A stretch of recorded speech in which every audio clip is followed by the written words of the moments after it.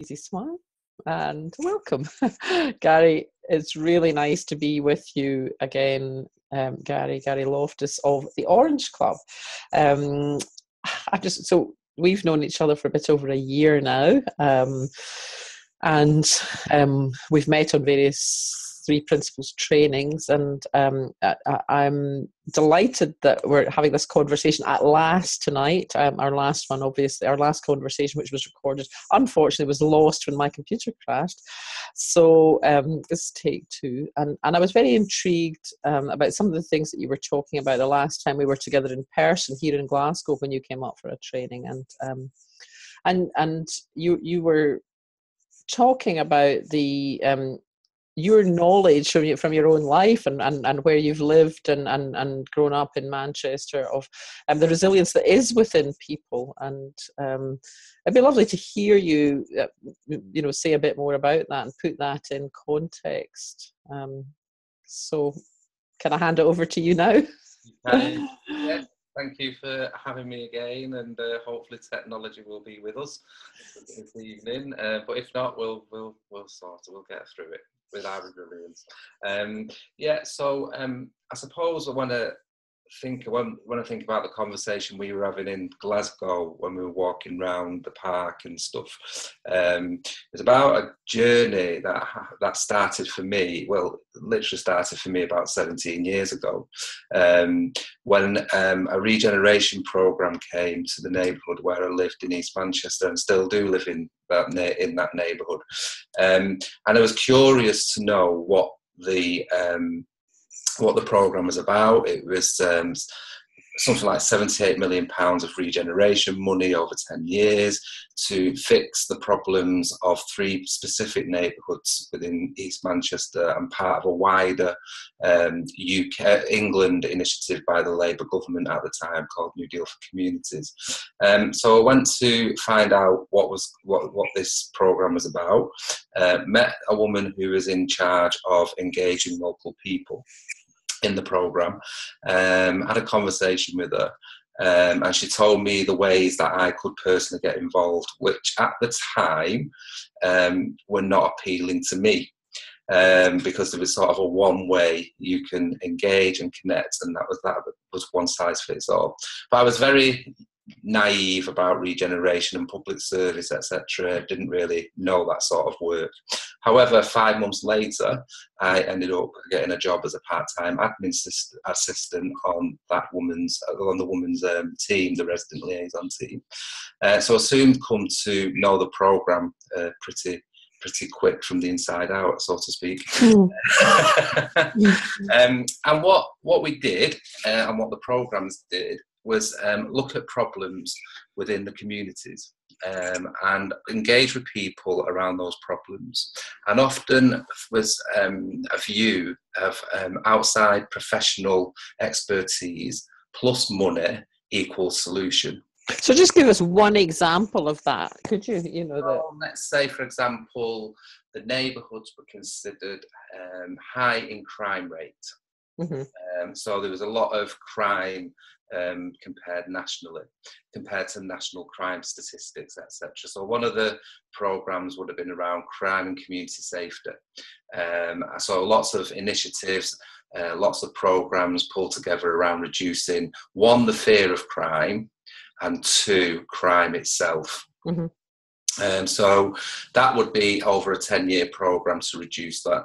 And then there'd be things like health and well-being, there'd be things like education, the environment, and community engagement. There was education as well. So there were 6 key themes to that. And whilst it was a hugely successful programme, and I worked there for 3.5 years, it seemed to always focus on the deficit, and the things that were wrong with communities, the problems and everything that came with them, the needs, etc., which was only one very sort of strong view of the communities and neighbourhoods. So I sort of worked there 3.5 years. I left there, and then I went on to manage my grants programme. Again, it was around investing into poor neighbourhoods or deprived neighbourhoods, around connecting people and getting people engaged in their communities.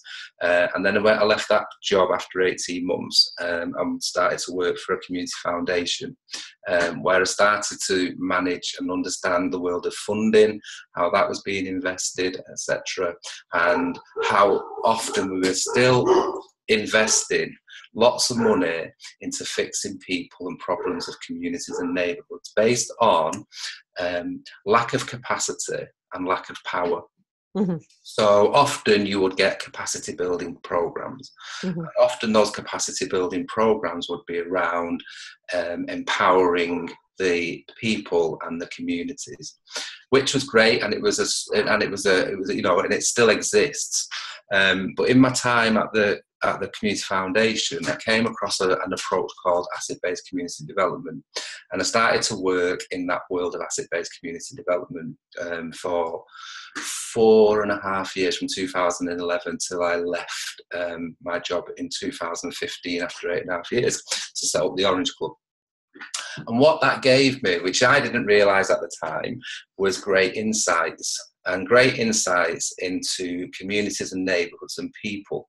And that people were often more resilient than the programmes or the rhetoric or actually the narrative, if you like, that was being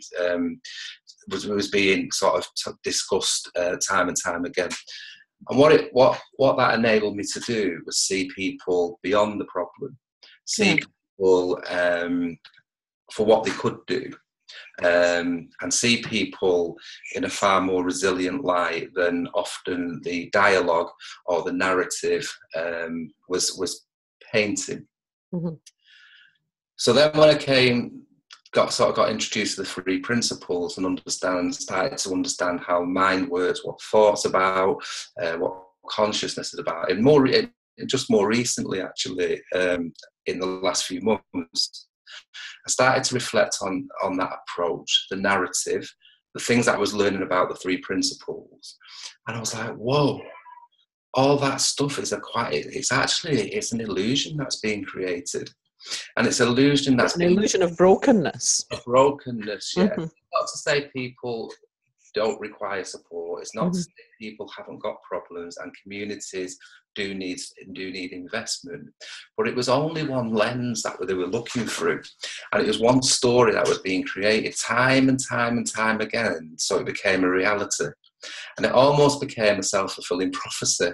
Not only for the people who were working in sort of regeneration with positive intent, but the people that we were engaging with, yes, so it's awful round here, yes, it's poor round here, yes, it's got full of problems round here.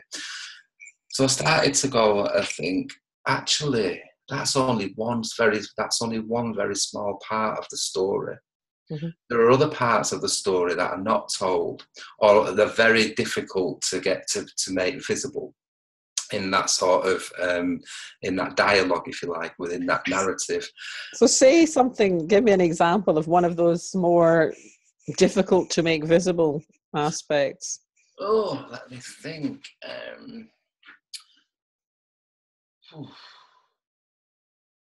So I would. So the sort of difficult aspects through the narrative that's spoke about sort of daily, the good news stories, the stories of people pulling together or coming together, which are visible to an extent, but are often drowned out with the noise of the. So give me an example or two of where that's happened, where you've witnessed that happen. So I worked up in a little place in Oldham. I was managing a programme, a quite significant amount of money, on a small estate known as Alt. And it's coming to the last sort of 2-3 years of the funding programme. And I started to think about where the money was being invested, how it was being invested, and who was receiving the money. And there surely had to be a different way, but I wasn't quite sure what that different way was, or whether it was going to show up, or what it might be. And then, like I said, I got introduced to the principles of ABCD, asset-based community development, and then we started to connect with the neighbours. And I met one woman who'd lived on the estate for a couple of years. She'd been through some personal difficulties in her life. She started, her son started to go to the school, the primary school, a couple of years after she'd moved on to the estate. And soon she'd noticed a small piece of land within the school. And she approached the school, asked them, because she turned that into a growing garden, an allotment, and with some reluctance, they agreed, thinking it would never get done. So she tried many things to engage people to get involved in the project, etc., with a zero response. And then one day she saw 4 women stood at a bus stop. And from a house across the road, she said, my heart was pounding, but she approached the women who were strangers to her, told them their ideas, asked them if they would like to get involved, to which they said they would. And within 3 months, they converted that piece of land into a school growing garden, an allotment that grew food, built a fish pond, etc., etc. They did it with a budget of 300 quid. Isn't that fantastic? Isn't that a fantastic example of first her inspiration or insight to see it to start with, and then her resilience to keep going in the face of, you know, what I mean, I just knowing, dealing with any kind of organization, the reluctance that you spoke about, and then the apparent lack of interest, to keep going. And then have a further moment of insight when there must have been something about it, seeing those women and having the courage to act on that inspiration. Absolutely. And from there, finally, you know, creating something, something out of nothing, essentially. Absolutely, yeah. And with that sort of insight and that determination and that guide to say, no matter what obstacles you came across, you'd overcome them. Mm-hmm. And even to the point where they started to find resources that didn't cost money. Mm-hmm. When they were going out and they were getting donations of wood, they were getting donations of materials, etc., mm-hmm. in order to make this happen. So I'd heard this story of the woman who was a mystery to me, who worked at the school as a dinner lady, who lived on the estate, who'd created this project with some other women. And I thought, wow, that's where, whether it was articulated in my thought at the time like this, but that's where change is going to happen. If anything's going to change around here on how we deliver this money, we need to engage further with the neighbourhood and the people that are here. Mm-hmm. So the first thing I did was get in touch with the school to find out. Now I find out her name is Steph. Go and meet Steph. She tells me the story, and I'm like, right, okay, Steph, would you like to come on this this panel that agrees where money's spent in the neighbourhood? She says she would, and then soon she connected us into the women that she'd met at the bus stop a couple of years earlier. So I started to think, well, we've got a budget left. It's about whatever. I think it's about £45,000. There's been about 395 already spent on various things with agencies from the outside coming in to fix the issues. However, even after 8 years, they're still saying there's the same issues exist in the same neighbourhood, and nothing seems to change. So we did some work. We got the women got a small group together. We met with them. We talked about the ideas, and we talked about the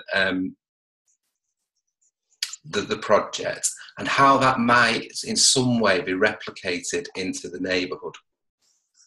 So in the middle of the neighbourhood, there was a piece of land called the orchard. So my question was, why do they call that the orchard? If there like fruit trees on it? Mm-hmm. Said, no, there's no fruit trees on it. It's an older person's home that had been demolished, and it's just been flattened over and fenced around, and it's a bit of an informal play area now for the young people. So they came up with the idea, then they would turn the orchard into an orchard. And then they would replicate and connect the school to a community house on the estate, and they'd come up with the idea of a green route to school. So I, in the discussions, once said, and this sort of gives me an insight into perception and different perceptions, and what one world says is another world doesn't mean. So I just casually said one day, wouldn't it be lovely to have like herbs along the streets where people come and pick? And they just all looked at me and they were like, Gary, that is not going to happen round here. There is no way you will see herbs on these streets. It's just not for this place. And I was like, oh, okay then. Anyway, pushing it fast forwarding, we gave them, well, we didn't give them, it was applied for, but we came up with the concept that whatever money was left, most of the money, we would hand over to the women who we'd engage with. And obviously there's proper processes in place. The Housing Association applied for the money, but it was important that whatever the money was spent on came from the idea of the community in the neighbourhood. And this was 5 women who then delivered a £45,000 project with no previous experience of working in community apart from that big project they did at the school.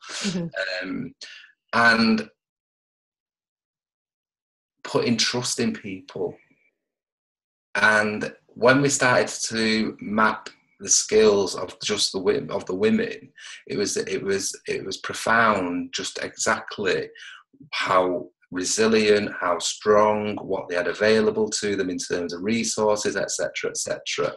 That became apparent, and they delivered that project within 8 months. And and there was now something like 60 fruit trees, 300 fruit bushes. There's 15 planters that line the streets from the school to the community house. Outside the community house, there's planters with herbs in. So the herbs got in there. So the world shifted. Yeah. It couldn't probably, that's not possible around here, so this is possible around here. And yeah. that went from possibility to action. The difficulty for me initially, as the sort of like managing that program, was getting them to spend the money. It was really, really difficult to get them to spend the money, because every time we came up with an idea or a concept, they say, yeah, but we can get such and such a body to do that. We can get such and such a body to do that. We don't need to spend money on that. And I guess there's a learning in that, because, it does interest me at the moment how much, in work that I do, I hear anyone in the public sector or the third sector going on about budget cuts, and they're there. And without putting the right and wrong of that to one side for the moment, there is so... If you were to take out of the equation the amount of energy complaining about budget cuts and also look at different ways of getting things done. I mean, I know that can sound sort of radical or perhaps as though I'm sort of backing some party. I'm not. I'm just saying that there often are other ways to skin the cat, as it were. And, that's part of our resilience and our resourcefulness as well. And I think it's interesting that those women were actually more in touch with that perhaps than many other people are doing different jobs, different situations. Yeah, and I think the way that we engaged, the questions that we asked were different. We weren't about doing for, we were about doing with. So we had some resources, we had expertise, but we also equally valued the resources and the expertise that the women had that we were initially engaging with. And then that sort of started to give me insights and understandings and learnings around actually the programs that are often delivered into neighbourhoods, again, are about capacity building, empowering people to build resilience, to improve health, to reduce crime, etc., and all that stuff that comes with it, often from expertise outside. And I started to talk to people about the narrative that needed to shift. In my humble opinion, having grown up, born, and still live in what's described as the most deprived areas in Manchester, And I thought that was a bit of an injustice to people, particularly people that I grew up with.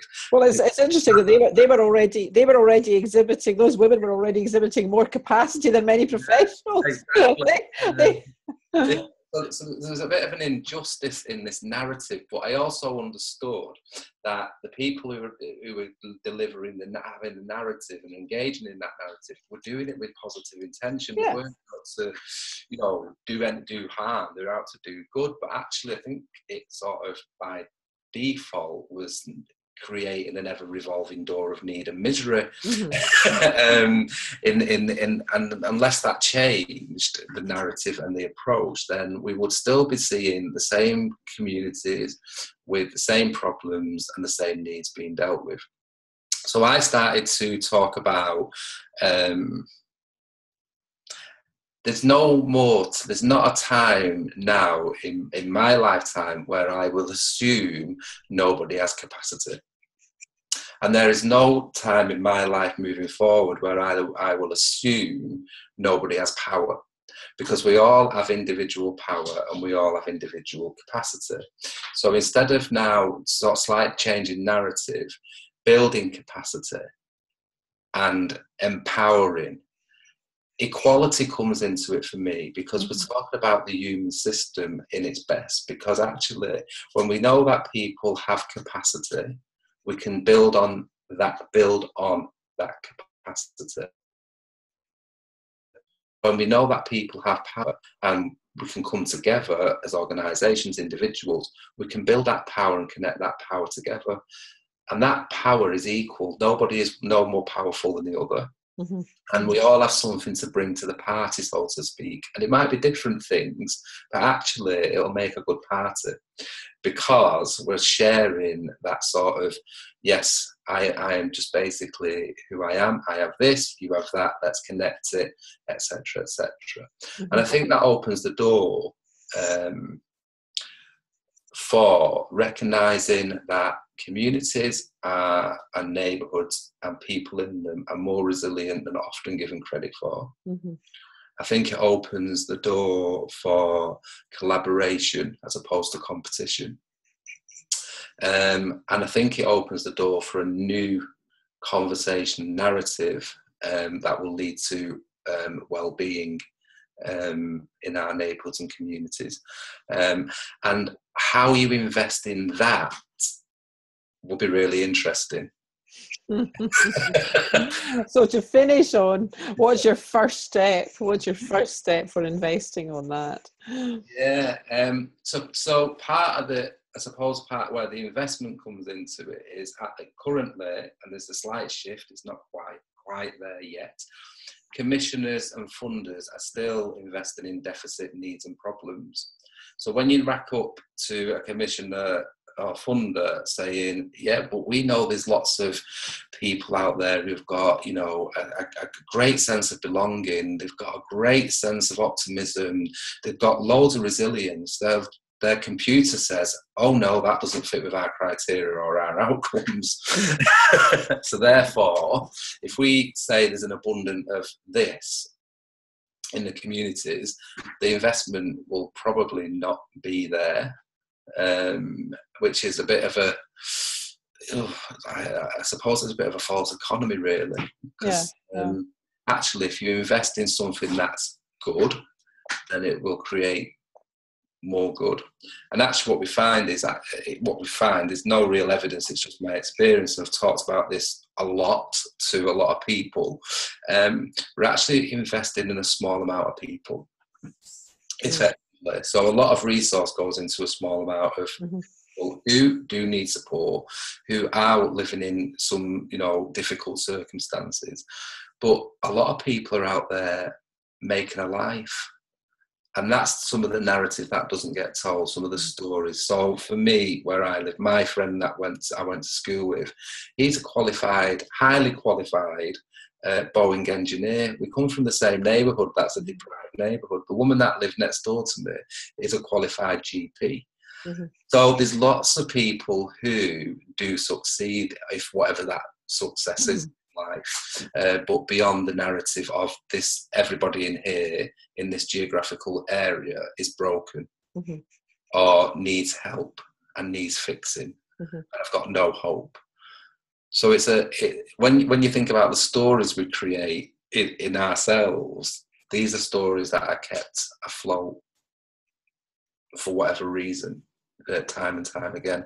So I think there's a bit of hope and a bit of clarity that actually change is afoot, and those assets and people's resilience and power and capacity are going to be valued in a very different way.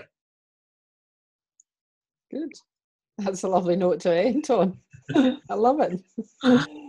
Yeah, I just love it, and I love the fact that you're describing, and in a sense, you've come to this through experience, and your experience is sort of bearing out the ideas that we talk about in the three principles, which are a description of how everybody operates. But it is that I find incredibly encouraging idea that nobody's broken, that everybody has an unlimited capacity for resilience and resourcefulness, and yeah, I just look forward to seeing how you're going to work with that going forward, Gary. So thank you so much for tonight and for tonight's interview.